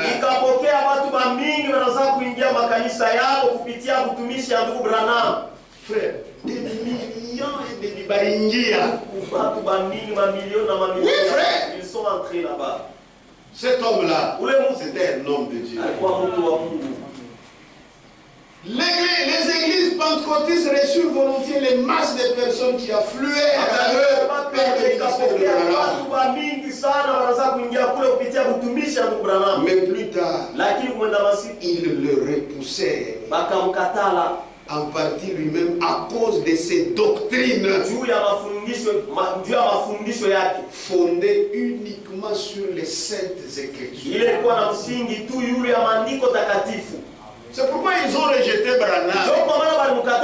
Ils l'ont rejeté pourquoi? Parce qu'il était magicien. Parce que sa doctrine était basée exclusivement sur les saintes écritures. Il leur dit, la femme ne doit pas prêcher. Puisque c'est la Bible. Elle ne doit pas porter le pantalon. Parce que la Bible refuse. L'homme doit se comporter comme ceci. Les églises pentecôtistes étaient affiliées aux universités de théologie. Là on forme pour eux des prédicateurs. Là c'est le modernisme qui est enseigné. Maintenant ça tiendra avec la théologie. Une telle prédication va tenir avec la théologie. Oh, la femme ne doit pas se maquiller à comme ça Jézabel. Elle sera comme Jézabel. Non. Or la théologie, c'est l'union le conseil mondial des églises. S'il y a des cours d'ensemble, que vous allez voir avec ce que les prêtres en formation voient, ça vous forme à être ensemble, de parler un même langage. Puisque masomo c'est Nikikombola. L'école c'est une moule. s'il est intellectuel, tu verras. Même sa manière de marcher, même sa manière de parler, intellectuelle. Il est passé au clé qui combo là. C'est ça. Si quelqu'un n'est pas même en marchant, regardez seulement. Tu regardes, on regarde ça, on est monté. On regarde celui-ci, c'est un prêtre. Comment ça, on n'a pas touché là? À tous ceux qui nous donnent la chair ici, on dit rien. Jamboyé.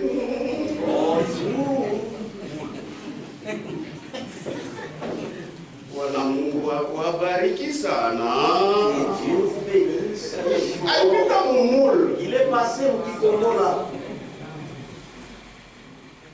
Amen. La même chose. Ces gens-là, ils avaient déjà goûté à leur théologie. Ils ont dit non, non, non, non. Ça n'ira pas. Amen. Leurs femmes en pantalon. Des mèches comme des prostituées. Autre la Bible, on a régné. Ici. Je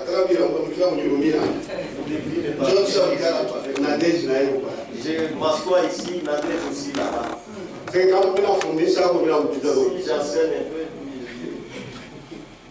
Toi aussi, tu les enseignes. On va fondre. Alléluia, alléluia, les papas et les mamans. Est-ce que moi, je t'éthique? Est-ce que vous allez accepter? Pour moi, ils ne vont pas accepter. Dis à lui, avant d'éthique.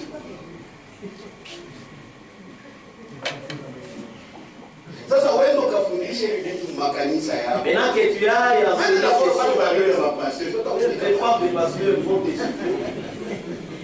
ils vont te gifler. Puisque ce sont des honneurs. Kwa sababu ni maheshima. Mais nous refusons tout ça. Je commence à tourner ce Chine. Je commence à faire la différence. Et vous commencez à faire la différence. Et arrêtez vos histoires là.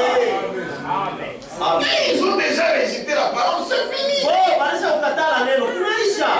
D'abord, vous, on ne vous reconnaît même pas. Ils disent que vous irez en enfer.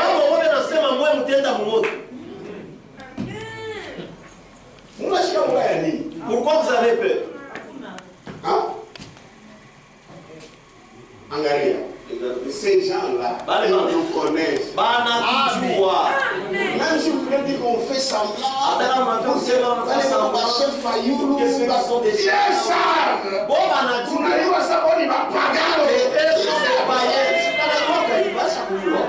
Ils savent.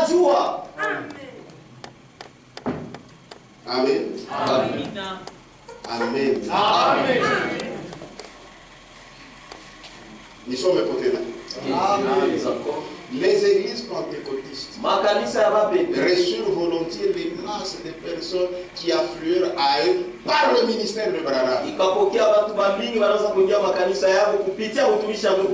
plus tard, il le repoussait en partie.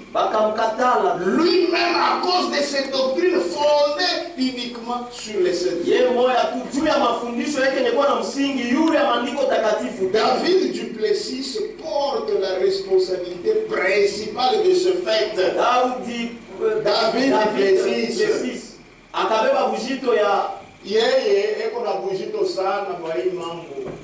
Jusqu'à cette époque-là, en 51, il était allé même en Afrique du Sud. Il y a eu de grandes choses qui se sont passées. C'est lui qui a avancé cette expression paradoxale. Il dit ceci. Branham est un grand et vrai prophète. Auquel le Seigneur révèle toutes choses. Mais n'écoutez pas ce qu'il enseigne. Je dis ça, c'est une contradiction. C'est quoi la peur? Tu sais, le niveau qu'il avait.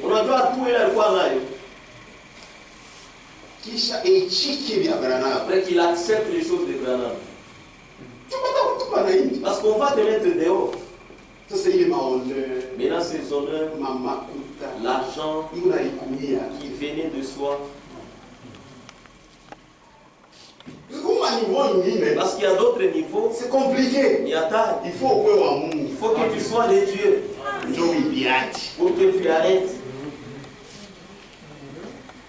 Amen. Amen. Tu as bien mangé. Tout c'est beau. Il y a bien. Maintenant, tu vas connaître ça, c'est zéro. On te dit que tu recommences à zéro. Tu te réveilles, tu n'as même pas du thé. Et tu commences à rester chez les gens qui consomment $2 par jour. 200 par jour. Toi-même, tu consommais $200 par jour. Il faut que tu sois des dieux. Amen.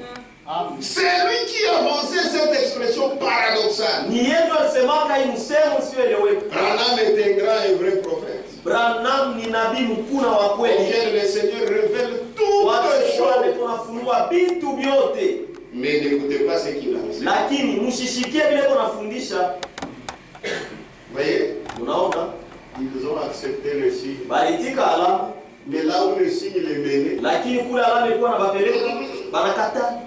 ayant l'apparence de la piété, mais reniant ce qui en fait la force. La Bible dit, éloignez-vous de ces hommes-là. Ils ont pris les signes, mais ils ont rejeté la parole. Et Dieu ne les connaît pas. Matthieu 7. C'est dur, mais c'est la vérité. Matthieu 7. Verset 21. Ceux qui me disent Seigneur, Seigneur, n'entreront pas tous dans le royaume des cieux. Mais celui-là seul qui fait la volonté de mon Père, qui est dans les cieux. La volonté du Père de Jésus dans notre temps, c'est quoi? C'est sa parole. Plusieurs me diront en ce jour-là, Seigneur, Seigneur, n'avons-nous pas prophétisé par ton nom? Vous avez pris le signe seulement. N'avons-nous pas prophétisé par ton nom? N'avons-nous pas chassé des démons par ton nom? Et n'avons-nous pas fait beaucoup de miracles par ton nom? Aujourd'hui, tout le monde, oh Jésus! Mais ces jours-là, c'est alors qu'il va leur dire ouvertement. Puisque ces choses-là, ça les console. Alléluia, c'est bon. Mais ces jours-là, c'est pour eux aussi. Ils vont poser cette question. Seigneur, regarde les choses que nous avons faites en ton nom. Ça, c'est l'idée. Je suis pas le ça accomplissait, nous on pensait que tu étais avec nous. C'est là qu'il va leur dire ouvertement. Maintenant, c'est un grand souci. Ouvertement. Alors je leur dirai ouvertement. Je ne vous ai jamais connu. Même si toi tu parles à leur famille, Dieu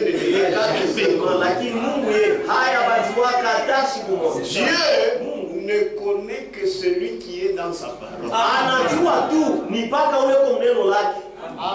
Alors je leur dirai ouvertement, je ne vous ai jamais connu. Donc malgré que nous cherchons les démons, ingawa tulikuwa nafukuza mapepo mchana. Je vous ai jamais connu. Shia mijuaka kama. Malgré que nous. Ingawa shia mijuaka kamwe. Mambo. C'est grave. Sasa ni mzuri leo comprendre. Et là c'est bon qu'aujourd'hui que tu comprennes. Faut pas attendre. Apana kuchunga siku.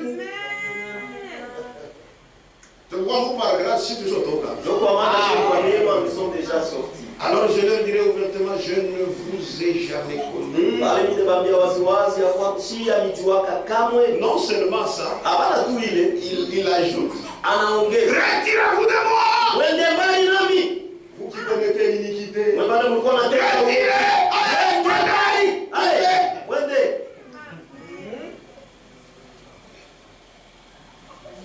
Amen. Amen. Amen. Amen. C'est la vérité, frère. Ni ukweli ndugu. Le frère Franck dit, na ndugu Frank anasema dans la lettre circulaire d'octobre 2011, page 1, barua kuzunguka ya Oktoba 2011, il dit ceci, anasema hivi: en tout temps, wakati yote les véritables croyants waaminifu wa kweli ont reconnu le message walitambua ujumbe et ont pris part à ce que Dieu faisait en leur temps. na walishiriki mwile Mungu anataka kufanya mwile wakati yao. Ce sont là les véritables croyants. Ndio waaminifu wa kweli. Ah bah, bon, pas bien bon. Les autres là ce sont des faux. Amen. Amen. Maintenant, écoutez. Sasa ushiki. Il s'agit de la lumière. Ni mambo ya nuru à laquelle Jean-Baptiste était venu rendre témoignage. Ile Yohane Mbatizaji alikuwa kushuhudia. Afin que tous crussent par lui. Ili watu wote waamini kupitia yeye. La même chose se répète. Kitu moja moja inafanyika tena. Le problème, mambo, ce n'est pas que Branham est la lumière. Haina kusema Branham ndio nuru. Hapana. Mais il a la lumière. Lakini eko na nuru que Dieu lui a confié. Ile Mungu alimpatie. Qui est ce message yenye kwa ujumbe que nous avons. Ituko nayo. Maintenant il y a les gens sasa kuko bantu qui ont été sincères. Bali walikuwa na moyo wazi. Comme nous venons de le voir. Et ont vite rejeté. Bon, waraka balikatala. Ils ont pris seulement des signes. Bali beba tu kama maana. Ils disent non, parole non. Sema neno hapana.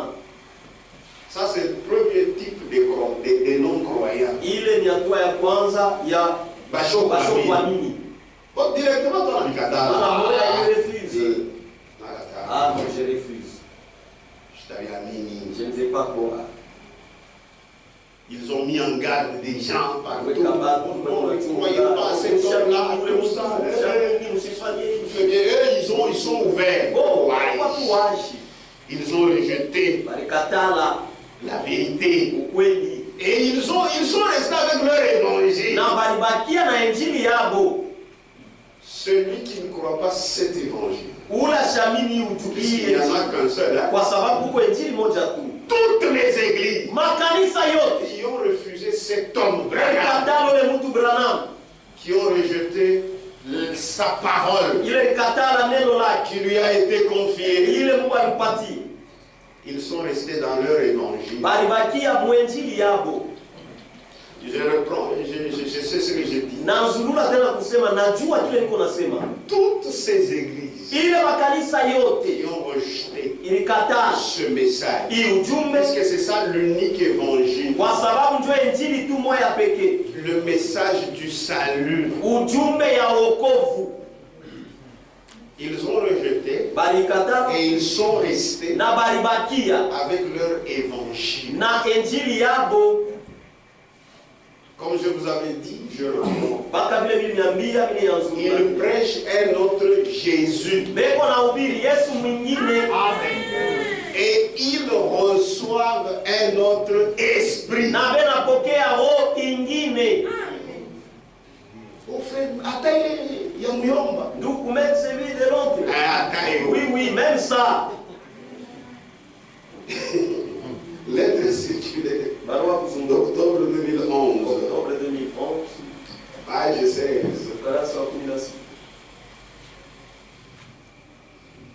Moi je sais que même si Frère Branham était là, il allait me donner la main. Sa petit, on a compris. Amen. Amen. Écoutez, c'est Frère Franck qui parle.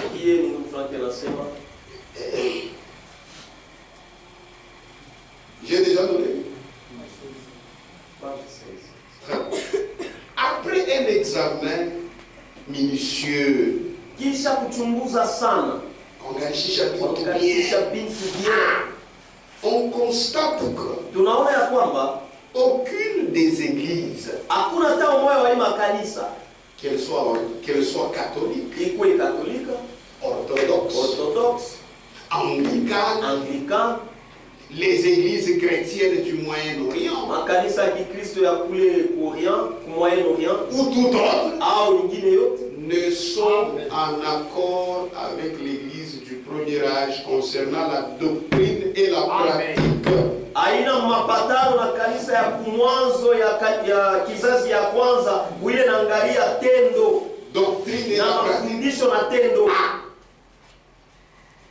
Elles ont toutes leur propre évangile. Yote na makanisa beko na injili yao wenyewe.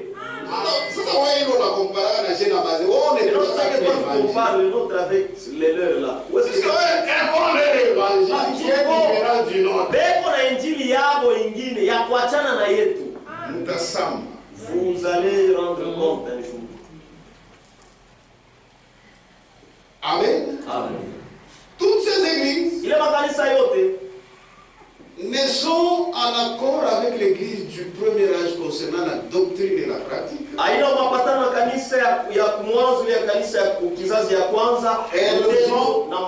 toutes leur propre évangile, qui est un évangile complètement différent de celui que prêchèrent les apôtres au commencement et qui nous a été laissé de manière très claire dans la parole de Dieu. Toutes ces églises qui ont refusé le message, qui ont refusé l'évangile, ils ont leur propre évangile et leur propre Jésus. Avec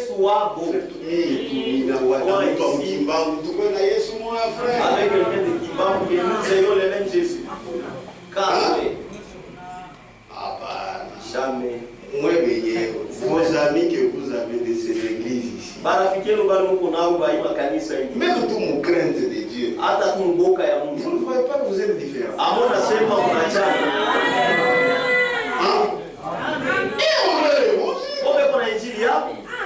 Nous avons le nôtre qui nous engendre, qui nous donne la nature des enfants. La manière dont vous grandissez, malgré que vous pouvez tomber, vous relever, puisqu'il n'y a personne qui ne pêche. Mais vous, vous êtes témoin. Vous-même, en vous, cet évangile a fait quelque chose. Vous ne pouvez pas faire le péché à l'aise. Vous savez qu'il y a quelqu'un. Amen. C'est Dieu qui est avec vous et qui vous gère. Qui te dit, toi jeune, garde-toi.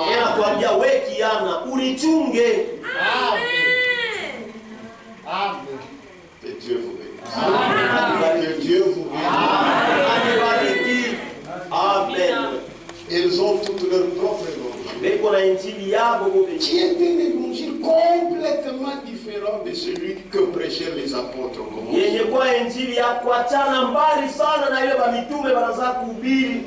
qui nous a été laissé de manière très claire dans la parole de Dieu. C'est la vérité. D'une manière claire. Est-ce que nous avons le même évangile? Quelle est les dénominations? Non, hein? Et ils ont refusé. Message ça, c'est le premier type de non-croyants. Bon, on a il refuse. le deuxième type. Lakini ils ne sont pas dangereux. Ça, ce sont des dangers. Des non-croyants. Bashokwamini. Ce sont comme des Judas. Beko saba Yuda. Amen. Bo. Ils montrent qu'ils croient. Bo beko nonesha sema banamini. Or le problème. Jambo mambo. Frère Branham. Ndugu Branham. Jean-Baptiste. Sasa Yohana Mbatizaji. Il est venu rendre témoignage à la lumière. Alikuya kushuhudia nuru. Ça doit être scripturel. Inapaswa kuwa maandiko. Mais il y a des gens Lakini kuko bantu qui sont sortis bale balitoka hata mazehebu pour venir créer encore une autre dénomination. juu ya kuya kufanya zehebu ingine. Puisque faire la dénomination, c'est quoi? Kwa sababu kufanya zehebu ni nini? Ce message, Hii ujumbe ça nous sort de tout ce qui n'est pas la parole. iko na tutosha muyote la ina neno Pour entrer dans la parole. juu ya kuingia muneno.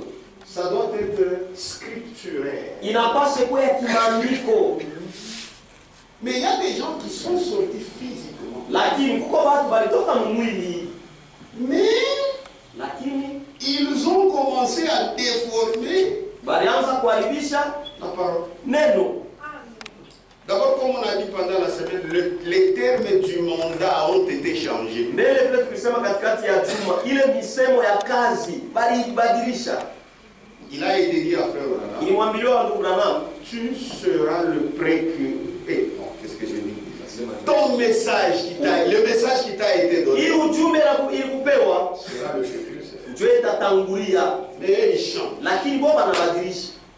Tu seras Utakuya le précurseur wa kutangulia de la seconde venue. kuja kwa pili. C'est-à-dire, Ni kusema Branham devient l'absolu. anakuwa tegemeo ya mwisho. Tout ce que Branham dit, Yote ile Branham alisema c'est ainsi dit le Seigneur. ni hivi Bwana anasema. Quand ils disent la voix de Dieu, Kama anasema sauti ya Mungu, pour eux, c'est la voix de Branham qui est la voix de Dieu. juu yako ni sauti ya Branham, ndio sauti ya Mungu. Frère, ça aussi, Ile nani? c'est un autre évangile. Ni injili ingine. Amen. Amen. Amen. Ils ont créé des doctrines. Balitunga mafundisho, Oh, les tonnerres sont révélés. oh mingurume shafunuliwa. Japo ndugu Branham anasema haiyafunuliwa. Amen. Amen. Ils prennent des citations Inabeba pour créer leur propre doctrine. ya kutunga mafundisho yabo bo benyewe. Et vous le voyez, Na mko ni baona c'est le fanatisme, ni upendelevu, l'amour de Branham. mapendo ya Branham. Frère, d'ailleurs, le vrai amour est correctif. Mbele mapendo ya kweli ni kalaka ya kusaidia. Amen. C'est ça le vrai amour. Ndio mapendo ya Frère kweli. Branham a pris la Bible. Ndugu Branham alibeba Il Biblia. a dit, voici mon absolu. Alisema hii ndio tegemeo yangu. C'est ça l'urim tumim. Ndio lurim tumini. Amen. Amen. Mais vous dites, Lakini wewe unasema non, tu n'as pas compris. hapana, ukuelewe. C'est comme ça qu'il dit. Ça, vous n'avez pas compris. Ukuelewe.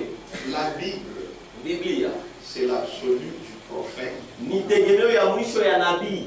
Mais pour nous, Lakini juu yetu notre absolu, c'est le prophète. tegemeo yetu ya mwisho ni nabii. Ndugu, Vous voyez, unaona? et vous voyez des tabernacles. Na mko unaona mataberna. Oh, Jésus est venu en 1963 Oh, Yesu alikuja 1963. et ils font la fête. Na balingala na sherekea. Ils font beaucoup de bruit. Wanafanya makelele ya mingi sana. Mais là, si Jésus est venu en 1963, Sasa kama Yesu alikuwa 1963. c'est ton enfant animé. Qu'est-ce que nous sommes en train de faire ici? J'imagine. Mais c'est la folie. Amen. Amen. Amen. Amen. Pour tout ce que le prophète a dit, Oh, yote leo nabii alisema. Anakoto là, Il a fauté un peu. il pas se corriger. Non, non, il ne faut pas corriger, il faut laisser ça comme ça. Parce que c'est Dieu qui a parlé. Mungu ndio alisema. Non. Hapana. Il n'était pas la lumière. Ashikuku yake nuru. Mais il a paru lakini alionekana pour rendre témoignage juu ya kushuhudia à la lumière. nuru. Amen.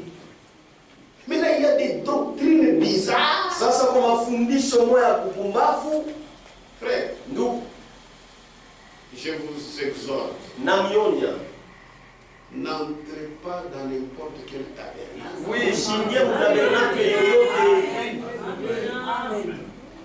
Frère, est-ce que on a tout kanisa Ndugu, tu as déjà vu qui est basé sur la polygamie? msingi yayo ni poligami kwa babibi wa mingi. Frère, ça c'est l'église du diable. Ndugu, ile si kanisa ya shetani. Amen. Hein, frère? Ndugu, Mambo ni polygamie. le problème kwa babibi wa mingi. Oh, kama una polygame, utaenda Si kumisi. tu n'es pas polygame, tu n'entreras pas dans le ciel. Frère, angalia. Frère, oh. Et puis vous voyez, Kisha mkono le nouvel évangile mainjili ile ya qui sasa est créé par les soi-disant croyants du message. ile natuingia kupitia bantu bale nasema ba Mungu. Iko ya bubumbafu sana. C'est tellement insensé. Tout ça pourquoi? Ils ont pris la crainte d'un prophète, ils ont mis dans les cœurs des gens. Balibeba boka ya nabii baliyeka mnyoyo ya bantu. Amen. Amen. Amen. Amen. Oh, en 1963, c'est-à-dire Jésus a quitté le trône de grâce. C'est fini. Oh, ça, ça litoka. Ça, on connaît Dieu. Comment toi tu es sauvé? Oh, Frère Branham a dit ça. Lorsqu'il va quitter le trône de grâce, Il prend, il arrête. il crée une doctrine. Anaanza Mais pas le Frère Branham a dit, alafu Frère Branham a dit, lorsque la dernière âme wakati nafsi ya mwisho itaingia entrera, anekala kimi, il s'était. et ils ne veulent pas Na wapenda que vous retourniez à la Bible. kurudia mbiblia. Amen. Amen. Ils sont là-bas. Peko mule, Madini ni pas yako. les dîmes c'est pour eux. Frère, atenye wanasema. Ou même si on, Atenye kupenda makuu. même s'il faut aimer C'est la mieux que chose. kanisa yako. Toute la dîme de l'église pour toi. Hein, frère? Nous, Hapana. ce n'est pas comme ça. On a dit ça appartient au pasteur. Oh,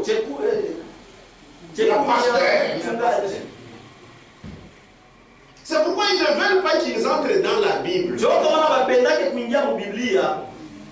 Et ils se sont enrichis. Moubon. Dans le faux, dans les mensonges. Que Dieu bénisse. Mais nous, c'est la grâce du Seigneur. Ils sont partout. Chacun avec son message. Des autres, oh, Branham, c'est lui de Jésus-Christ. C'est lui Jésus-Christ. Et quand il parle du message, c'est tout ce que Branham a dit dans les brochures. Amen. Ce n'est pas ça. Le message, ce sont les Écritures. Même ce que Branham a dit, si ça ne cadre pas avec les Écritures, nous mettons ça derrière. Pour eux, l'alpha et l'oméga, c'est Branham. Non. C'est comme je vous disais, une doctrine aussi sort que Branham, tous les enfants qui mettaient au c'est monde, par la parole. ni kwa nini. Mais ça c'est tellement honteux. Donc il a seulement dit, Alisema, ça c'est Arioéaka. mais là pourquoi il avait épousé? Ça il passe pour Mikael. Alors qu'il devait Billy Paul. Billy Paul appareil. Alors il disait, Oh, anataka kusema moi la Bible anapata kama mimba. moya la femme enceinte. D'abord est-ce qu'il va la coulisser? Est-ce qu'on t'a même posé la question? Sasa mwenye bale walizao par la parole Il y en a quoi banakusaji. dire? Billy Paul Mais par la parole, comment ils sont morts? Billy Paul est mort. Frère, moi, vous avez la grâce.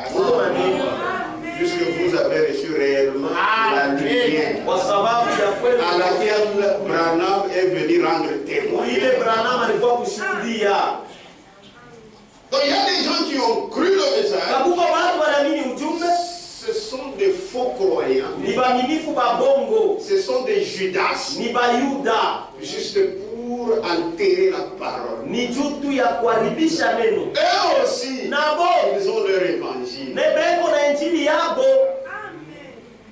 C'est pourquoi nous ne sommes pas de la foi qui dit.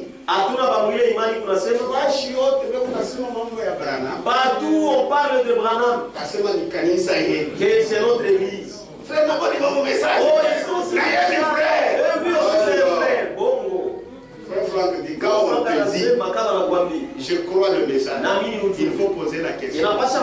De quel message s'agit-il? Puisqu'il y a déjà longtemps que ce n'est plus le message. C'est autre chose. Amen. On maintient seulement que les sœurs ne portent pas de pantalons, qu'ils ne se maquillent pas, c'est fini. Mais le reste, c'est vous. Dénomination. Amen. Que Dieu vous bénisse. Amen. La lumière à laquelle Branham est venu rendre témoignage, c'est cette parole. C'est ce vrai évangile. En dehors de ça, c'est un autre évangile. Que Dieu vous bénisse. Vous voyez le deuxième type. C'est conforme avec la parabole du filet. Vous savez, quand vous avez le filet, vous jetez ça dans l'eau. Je l'ai oublié, frère. Vous tirez le filet. Il y a des choses qui sortiront. Poissons et autres choses. Lisons, commence à me fatiguer. Matthieu 13. Est-ce qu'on est ensemble? Amen. Oh, vous êtes au katana. Si la boîte de message, ma katana. Nous aussi, les messages, nous sommes divisés. Amen. Même sait comment il est en train de t'aviser. Matthieu 13, 47. Le royaume des cieux est encore semblable à un filet jeté dans la mer et ramassant des poissons de toute espèce. Quand il est rempli, les pêcheurs le tirent. Et après s'être assis sur le rivage, ils mettent dans des vases ce qui est bon. Et ils jettent ce qui est mauvais. Amen. Amen. Donc c'est ça. Ils sont venus. Ils sont sortis nous dans les dénominations. C'est bien. Mais on va bien bon. Mais il y a des faux. Il y aura le tri. Na ile tri. Il y a ceux-là qui resteront fidèles à la parole. Mais ces gens-là, il y a d'autres qui ne seront pas fidèles. Ils vont aller là où ils doivent aller. Avec leur évangile. Moi, j'avais dit quelqu'un. Il me dit ceci. Frère, vous êtes perdus. Branham, c'est lui Jésus-Christ. Il dit, moi, je l'ai toujours vu. Ce jour-là, j'étais au champ, il m'est apparu. J'ai dit, celui-là, c'est un démon. Et un démon, il faut être à distance avec lui, il risque de te gifler. Et ils sont prêts dans le gifler. De la même manière, ils soulèvent les chaises.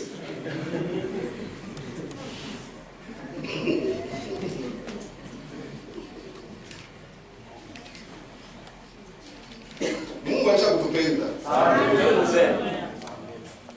Hébreu iko wapi nisome? C'est la prédication du prophète. Hébreu chapitre 6, deuxième partie. Imam, c'est grave. Tous ceux que vous entendez dire les tonnéristes, ils ont leur propre évangile.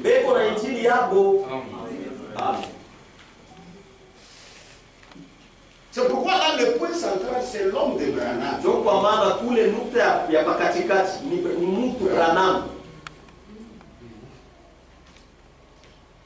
Même pour combattre avec l'autre, avec des citations.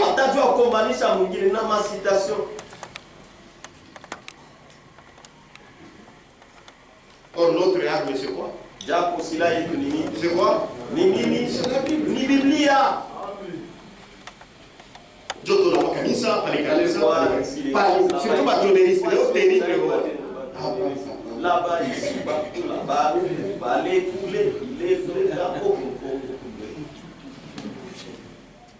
oh, si tu laisses pour les tu chaînettes, nous pouvons porter des chaînettes.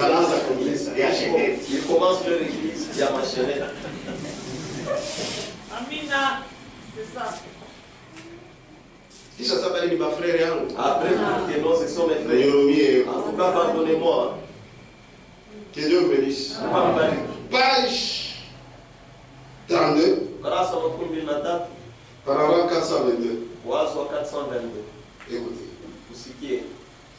Le royaume de Dieu lui aussi apparaît. Est semblable à un homme qui prit un filet et s'en alla à la mer. L'y jeta. Lorsqu'il le retira, il y avait des tortues.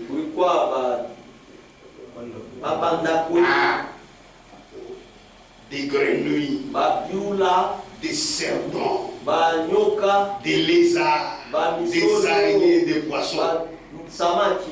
Voilà l'évangile quand il est prêché.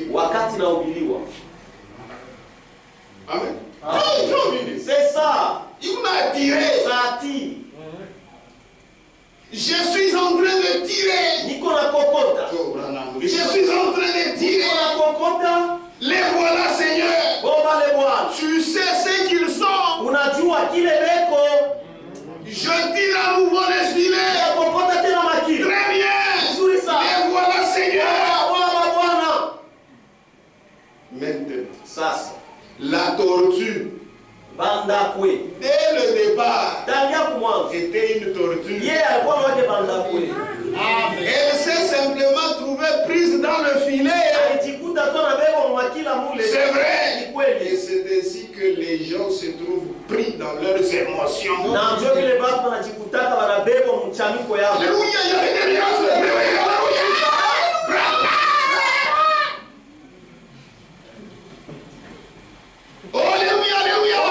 Alléluia. Que le Seigneur soit loué.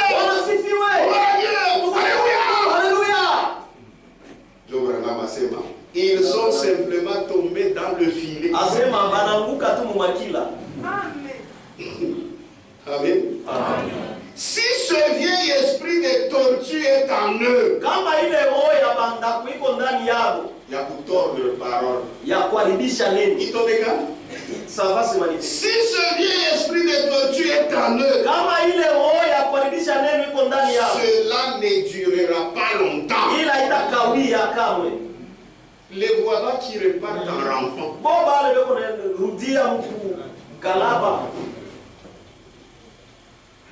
Et la vieille dame écrevisse dira, mais je ne peux tout simplement pas comprendre ça. Voyez-vous? Mademoiselle araignée, Dada araignée était assise là. Un petit moment fera plop, et retournera aussitôt. Eh bien, il n'y avait de toute manière rien de vrai là-dedans. Mademoiselle le serpent dira, oh, c'est une bande d'exaltés. Oh, Voilà tout ce qu'il en est. J'irai là où on n'a plus de bon sens. Eh bien, vous êtes dès le départ un serpent. Le filet de l'évangile vous a simplement pris, c'est tout. Mais le poisson est présenté à la table du roi.